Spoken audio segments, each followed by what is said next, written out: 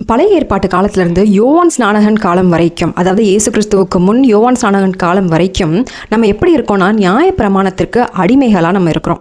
அப்போ நியாயப்பிரமாணத்தை நம்ம நிறைவேற்றோம், இல்லை என்றால் ஒரு பலியை நம்ம பலிபீடத்தில் போய் நம்ம செலுத்தணும். அப்படியாக நம்ம நியாயப்பிரமாணத்தை கரெக்டாக நம்ம கடைபிடிக்கிறவர்களாக தான் இருந்திருக்காங்க. ஆனால் யோவான் ஸ்நானகனுக்கு பிறகு இயேசு கிறிஸ்து நமக்கான ஒரு பலியாக ஆன பிறகு நம்ம முன்னாடி இருந்த அடிமைகளாக, நியாயப்பிரமாணத்திற்கு அடிமைகளாக இருந்ததிலிருந்து மாறி நம்ம இயேசு கிறிஸ்துனுடைய பிள்ளைகளாக நம்ம மாறுறோம்.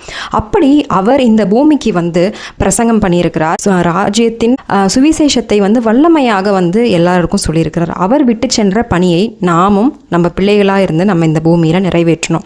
அப்படி அவர் சென்ற பின்பு, இயேசு கிறிஸ்துவுக்கு பின்பு நமக்கு இருக்க வேண்டிய ஒரு முக்கியமான சாராம்சம் என்னவென்றால் விசுவாசம். பவுலோடைய பிரசங்கத்தில் அவர் நிறைய இடத்துல ஆபிரகாமை குறித்து பேசியிருப்பார். அவருடைய பிரசங்கத்தின் அடிப்படையே விசுவாசம்தான். ஆகையால் நம்ம கிறிஸ்தவர்களாக இருக்கிற நமக்கு அடிப்படையான ஒரு விஷயம் எதை இருக்கணும்னா விசுவாசம். யாக்கோபுலாம் நீங்கள் படிச்சிருந்தீங்கன்னா, கிரியை இல்லாத விசுவாசம் செத்துது. அப்படி நம்ம நியாயப்பிரமாணத்திற்கு அடிமைகளாக இருந்தவர்களாகி அதற்கு பிறகு நம்ம இயேசு கிறிஸ்துவின் மேலே விசுவாசம் வைக்கும் பொழுது நம்ம அவருடைய பிள்ளைகளாக மாறுறோம். பிள்ளைகளாக இருக்கும் பொழுது தேவன் மேலே நம்ம முழு விசுவாசம் வைத்து அவருடைய ஊழியத்தை, அவருடைய சுவிசேஷத்தின் ராஜ்யத்தின் வல்லமையை நம்ம பிரசங்கிக்கிறவர்களாய் நம்ம இருக்கணும். அதை பற்றி தான் நம்ம இன்றைக்கு பார்க்க போகிறோம். எபிரேயர் 11:6.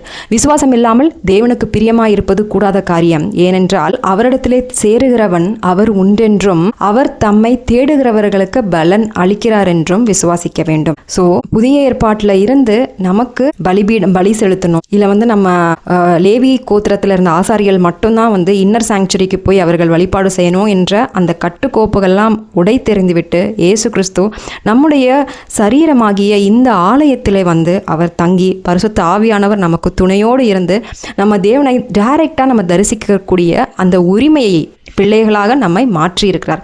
இந்த ஒரு அருமையான பொக்கிஷத்தை நம்ம என்றைக்கும் விட்டுவிடக்கூடாது.